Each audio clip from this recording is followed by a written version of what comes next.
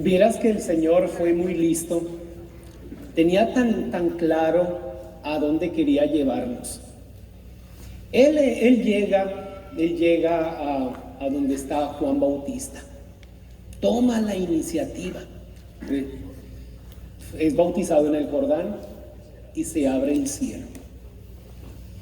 Esa acción lo hizo que iniciara y aperturara esta gran obra de evangelización que no la podemos parar. ¿Verdad? Después llama uno a uno a los que iban a colaborar en su pensamiento y en la distribución de la buena nueva.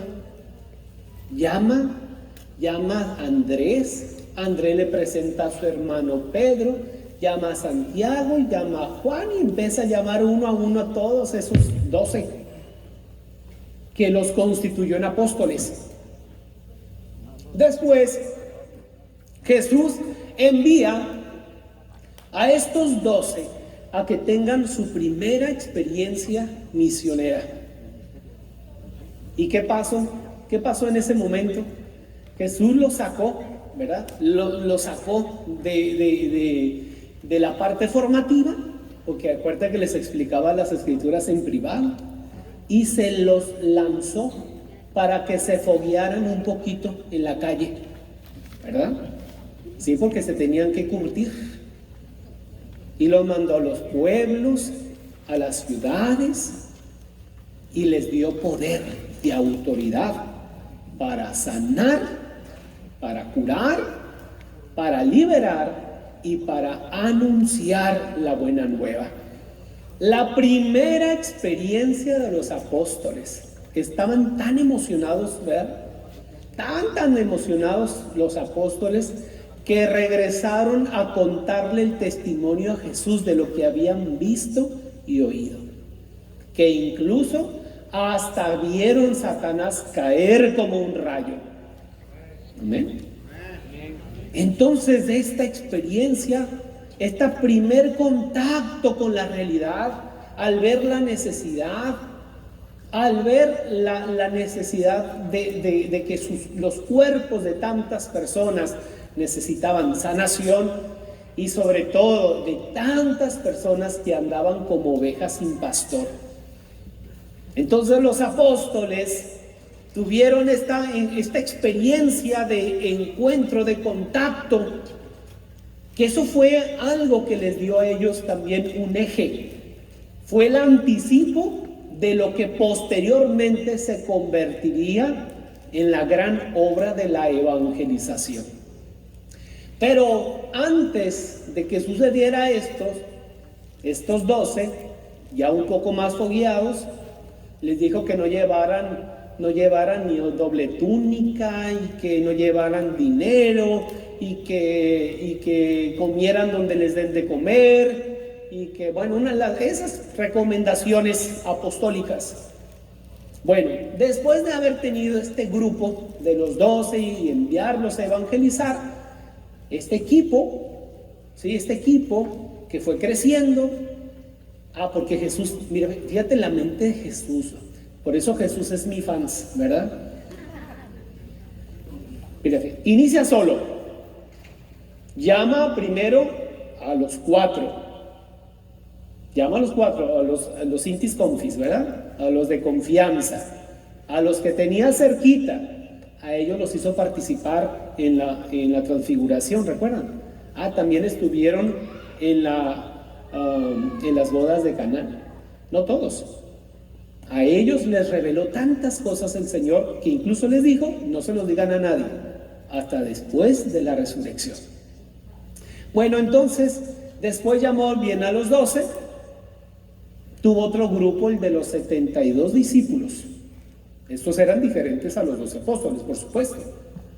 Que estos discípulos se estaban rajando cuando Jesús les habló que Él era el pan de vida, que el que come su cuerpo nunca va a tener hambre, y el que bebe su sangre jamás tendrá sed. Y ese lenguaje les generó una gran intolerancia.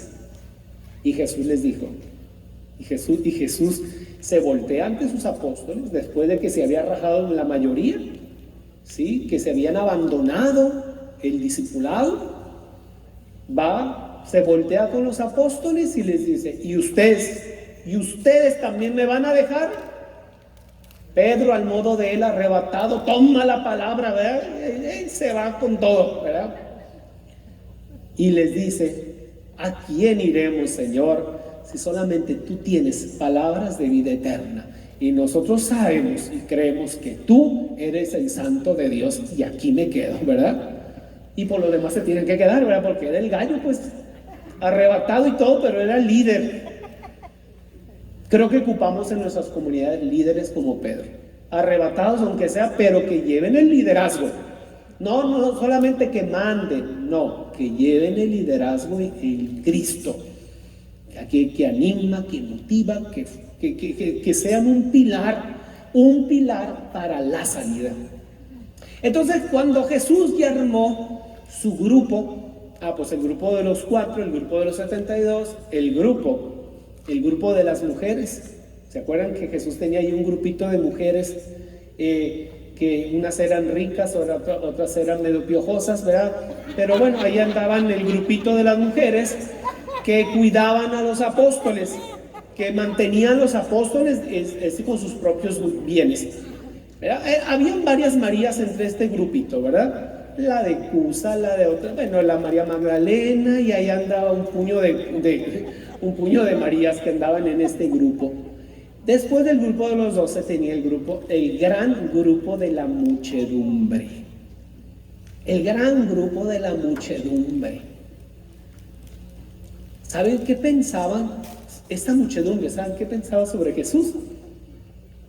Pensaban que era un profeta. Pensaban que era Juan el Bautista. Pensaban que era Elías o alguno de los antiguos profetas. Por más que Jesús hizo milagros, signos y prodigios, la gran muchedumbre nunca supo quién era Jesús. ¿Y ustedes sí saben quién es Jesús? ¿A qué grupo perteneces tú? Al grupo de los que creen que Jesús es un milagrero, aquel que Jesús es un curandero. En la muchedumbre había gente muy interesada, ¿verdad? Muy interesada, que solamente iba para que le curara de la rodilla, de las riumas, de la gripa, del COVID y todo eso, ¿verdad? Nomás ahí se ponían de pechito para que Jesús los curaba. Es el grupo de la milagrería. Ellos no se evangelizan, ellos solamente ponen el cuerpo para ser sanados. Y piensan que Jesús es un profeta, no el Mesías, no el Señor. ¿Ustedes qué grupo son? ¿El grupo de los 4? ¿El grupo de los 12? ¿El grupo de las mujeres? Servidoras, gallonas.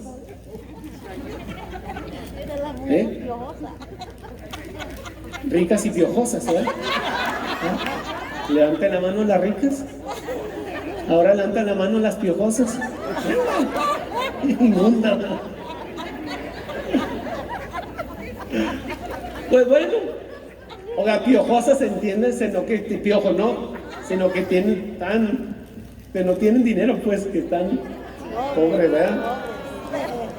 Que son pobres, pues. En mi rancho si le dicen piojo, me están piojosas, no tengo nada de dinero, ¿verdad?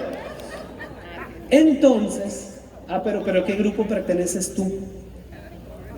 ¿Ve? El grupo de los 12, el grupo de los 72, el grupo de los 4, el grupo de las mujeres, servidoras y atentas. Porque cada quien está en una posición diferente. ¿Cómo está tu familia? ¿En qué posición está tu familia? ¿En el grupo de los 4? ¿En el grupo de los 12? ¿El grupo de las mujeres? ¿O el grupo de la muchedumbre? Faltó un grupo. El grupo de los judíos, que luego le andan tirando a Jesús de todos sus defectos. Luego andan criticando a Jesús por todo lo que dice y lo que hace. Son fundamentalistas, rígidos, que no se dejan convencer ni aun cuando ven signos y prodigios, aquellos que son huesos difíciles de roer, ¿verdad? ¿De qué grupo perteneces tú? Samaritana. Porque realmente la iglesia de hoy ocupa familias apostólicas, familias que entreguen el cuero, ¿verdad? Que entren con todo para el servicio, no solamente de la iglesia allí, sino del reino de Dios que se construye en el mundo, que emerge. Pues resulta que cuando Jesús después murió, resucitó, les volvió a soplar sobre los apóstoles el don del Espíritu. Y aquí su movimiento lo convirtió a una escala mundial. Vayan por todo el mundo y prediquen el Evangelio. Fíjate cómo Jesús lo hizo. Dígame si no que es inteligente. En 3 años hizo el mundo de cosas. 3 años. Tenía muchedumbres en 3 años. A ver cuántas greñas y bigotes hay en tu grupo de oración. Jesús ahí tenía 5,000 hombres, sin contar mujeres ni niños allí comiendo la multiplicación de los panes. ¿Cuántas personas existen en tu grupo de oración? ¿Cuántos años tienen tu grupo de oración? ¿Te das cuenta cuánto nos hace falta aprender del maestro? Porque el maestro piensa de manera estratégica en su obra de evangelización. Amén. Por eso tú estás aquí, ¿verdad? Estás aquí porque vas a regresar a tu casa con una misión. Y ahorita yo te voy a enviar en el nombre del Señor para que vayas y cumplas la obra de Dios. ¿Qué te parece? Amén. Porque el Señor ocupa greñas y bigotes, ¿verdad? Para que lleven esta obra. Y tú puedes ser uno de ellos. ¿Estás de acuerdo? Amén. Porque la iglesia no puede quedarse encerrada. Ya lo dijimos. La iglesia tiene que anunciar la buena nueva del reino. Y pues resulta que así la iglesia empezó.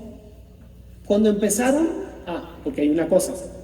Cuando murió Esteban, ¿recuerdan Esteban quién era? El primer diácono. Estaba recién desempacadito, ¿verdad? El diaconado. ¿Cuántos fueron los que ordenaron los apóstoles? 7 diáconos. Y él era el más ilustre, el más que tenía tanta sabiduría y tenía tanta unción del Espíritu como ustedes, ¿verdad? Que en un momento, cuando los judíos estaban así medio tensos, Esteban empezó a predicar, y claro que se enfurecieron los judíos y lo mandaron a lapidar. Y él murió apedreado. La muerte de Esteban fue la primera muerte. Generó una gran desbandada. Fíjate, la muerte de Esteban generó una gran desbandada. ¿Qué pasó? Pues todos los cristianos que se encontraban en Jerusalén se empezaron a dispersar. Y gracias a esta dispersión de cristianos, el Espíritu Santo provocó para que estos cristianos se conviertan en misioneros en otros lugares. Y los que se fueron a Antioquía, sí, llevaron el cristianismo a Antioquía, que después de Jerusalén, Antioquía se convirtió en el segundo lugar donde la iglesia empezó a tener presencia. Y de Antioquía fue el lugar estratégico donde se dispersaron todos los cristianos en el ala pagana. Y en Antioquía es el lugar donde se le dio el nombre de cristianos. Amén. ¿Sí se ven todo eso ustedes? Es el lugar en Antioquía donde recibieron el nombre de Cristianos. Pero cristianos le decían a modo despectivo, porque acuérdate como vinieron huyendo de Jerusalén, y estos al anunciar a Cristo el resucitado, a generar signos, prodigios, curaciones, y al evangelizar, pues generó una gran desconfianza por todos los ciudadanos de Antioquía, que le mencionaban: ahí están esos cristianos, ¿verdad? Así como le dicen ustedes: ahí están los renovados, dicen los de la vela perpetua, ¿verdad? Ahí andan los renovados, ¿verdad? Así de manera despectiva, ¿verdad?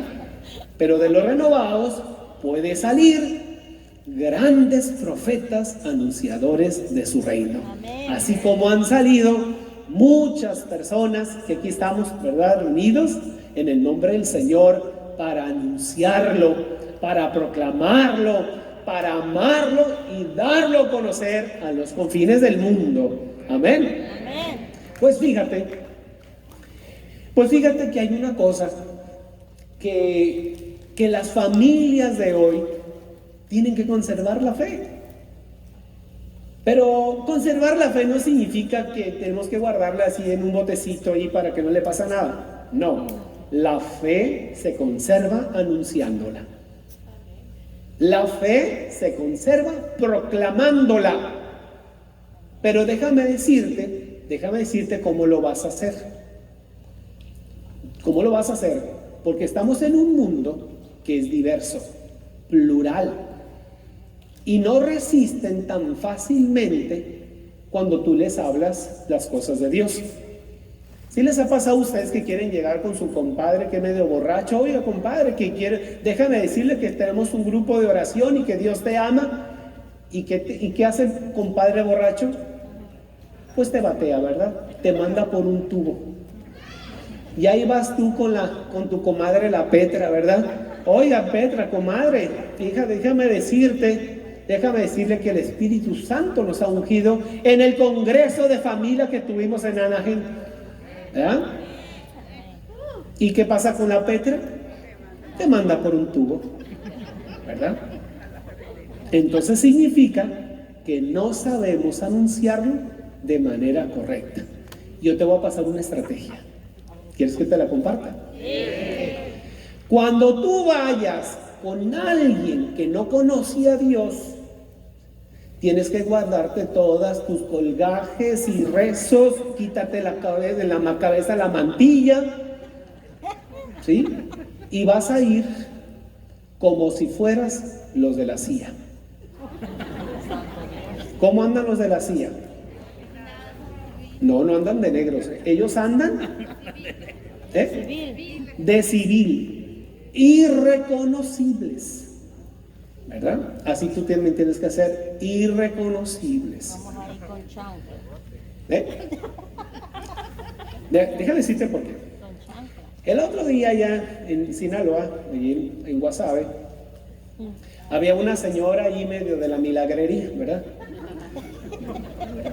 Ay, con todos los colgajes, y bueno, total que entró a trabajar en el ayuntamiento. Entonces, padre, ¿qué puedo hacer para evangelizar a todos los de mis compañeros de ahí del ayuntamiento? Guarda la Biblia, guarda el rosario y guarda todo eso. Todavía no es tiempo. Mantente, que no te agarre la ansiedad. Y adivina qué pasó. No me hizo caso. Ay, pero vino después la mujer esta, ¿verdad? Vino, ay, padre, tenía toda la razón.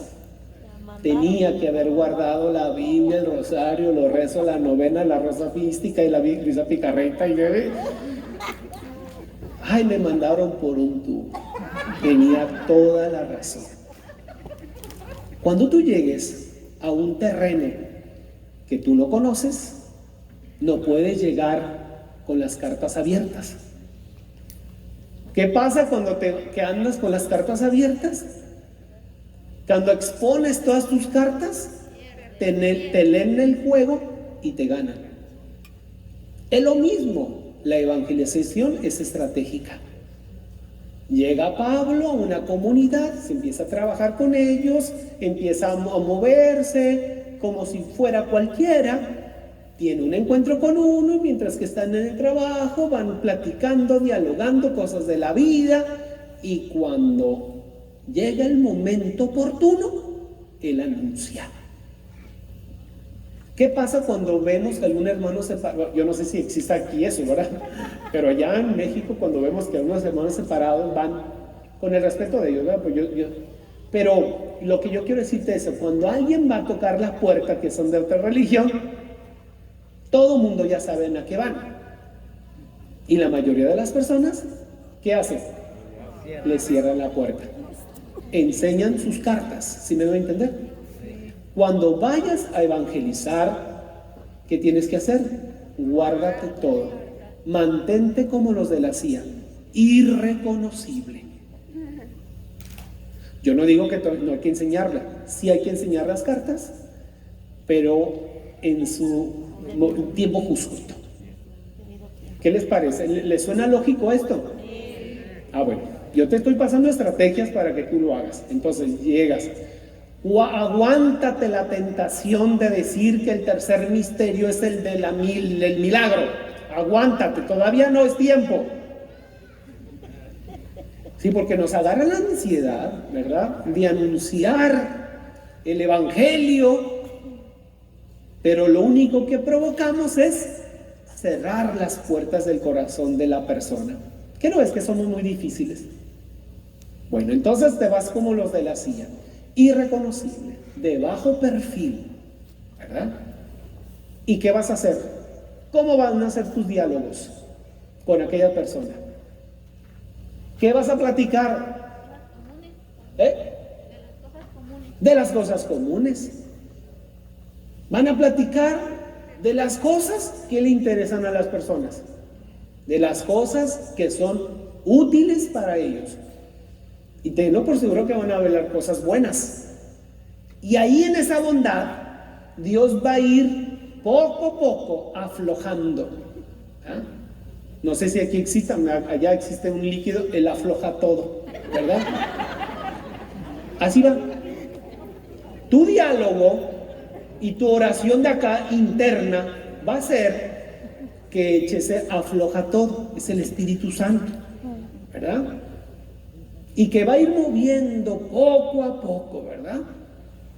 Y cuando menos pienses, y a la hora inesperada, aquella persona, a la semana, al mes, a los 3 meses, a los 6 meses, al año, no sé, cada quien tiene un tiempo muy diferente, le llega el momento de que se le afloja la tuerca.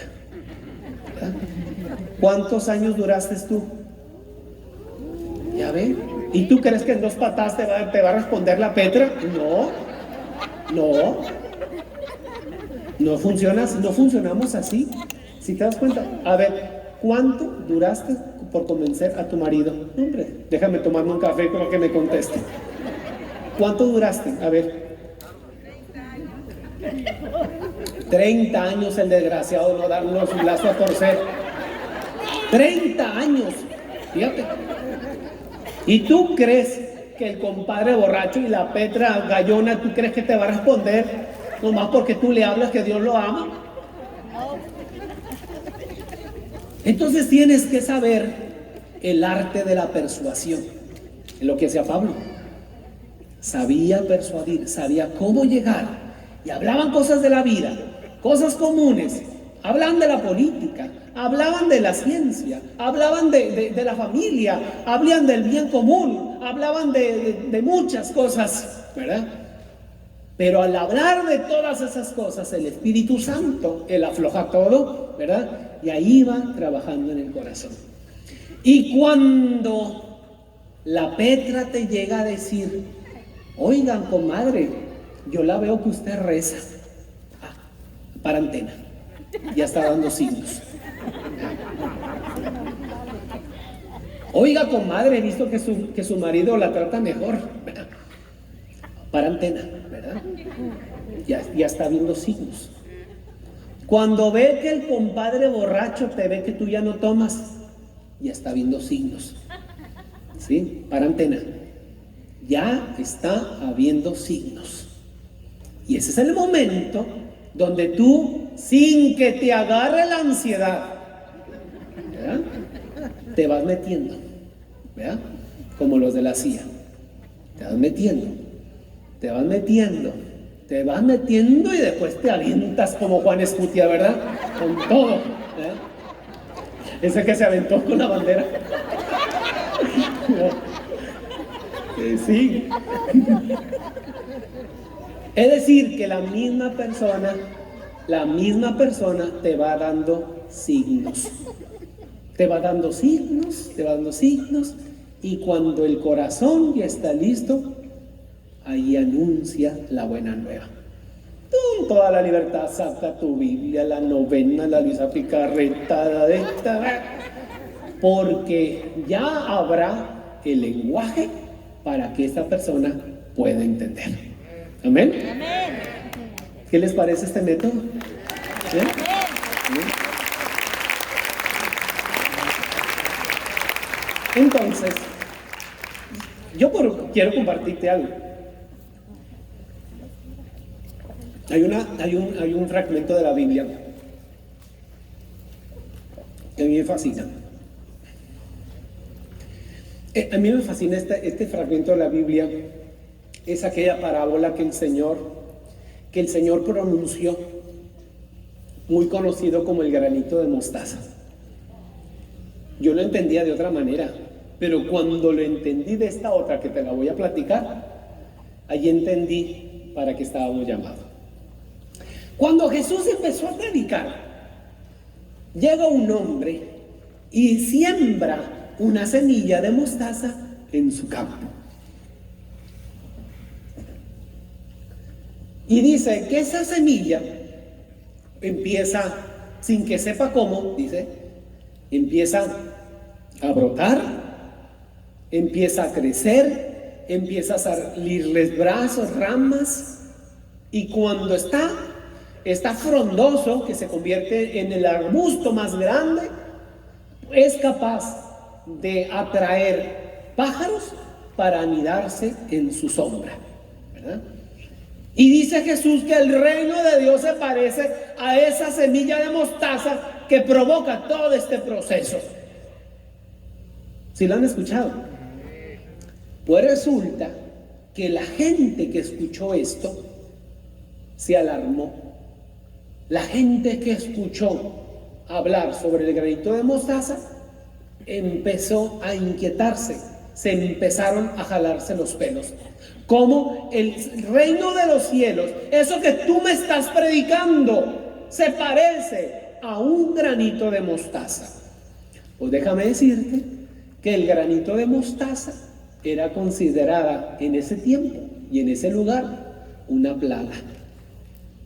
El granito de mostaza es una semilla tan pequeña que una vez que cae en tierra, crece, ¿sí? Crece y se convierte en un arbusto.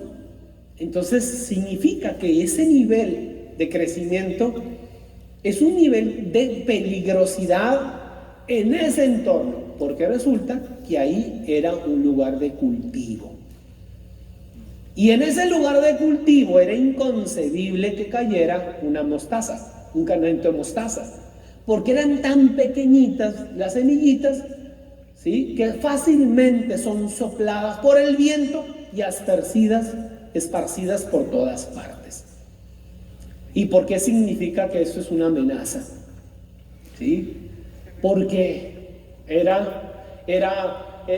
generaba pues la pérdida de los cultivos. Hay más aún, una plaga que trae otra plaga, los pájaros, que se comen el producto. Pero déjame decirte qué significa esto en la mente de Jesús. La primer semilla de mostaza que cae en aquella tierra fértil, que es el vientre de María, es Jesús el Señor, el iniciador, aquel que fue por primera vez con Juan y de ahí empezó todo, de Juan Bautista. Aquella semilla que cayó en el vientre de la tierra, ¿sí?, por su resurrección brotó, creció, ¿verdad?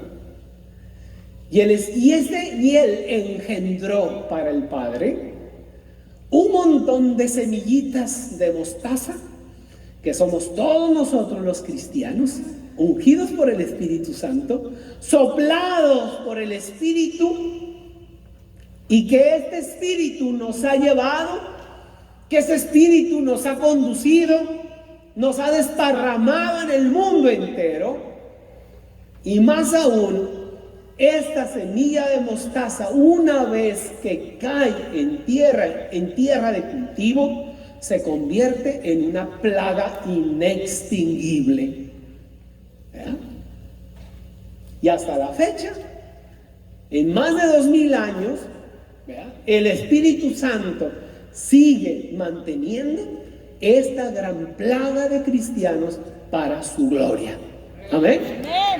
Levante la mano, un fuerte aplauso a lo que son la plaga de Jesús. Amén. Somos la plaga de Jesús. Los cristianos son una plaga. Estamos por todo el mundo, por todas partes. Y es el Espíritu Santo quien lleva la obra. Hermanos, conserven la fe anunciándola, no guardándola. Y sean esa plaga, sean esa semilla de mostaza que cae en el vientre de aquellas familias donde no conocen a Dios, y dejen que el Espíritu Santo haga crecer también en esas familias a como ha crecido en la tuya. Yo te invito, hermano, hermana, a que esta obra de evangelización se siga perpetuando por los siglos. La pandemia no puede detener la obra, porque la iglesia ha caminado en medio de persecuciones, ha caminado en medio de enfermedades, ha caminado en medio de corrupción, ha caminado en medio de sistemas políticos, ha caminado por medio de la historia y ha caminado por muchas pandemias. Esta forma parte de la gran historia de la salvación que Dios tiene para su pueblo. Y tú y yo no podemos dejar de anunciar lo que hemos visto y lo que hemos oído, porque todos somos testigos del poder del resucitado. Amén. Hermanos, no te canses de anunciar la buena nueva del reino, porque si Dios trajo maravillas para tu vida, no tienes idea lo que también puede suceder a todos aquellos que anuncian que Jesús es el Señor. Amén. Que Dios los bendiga, hermanos. Hasta pronto.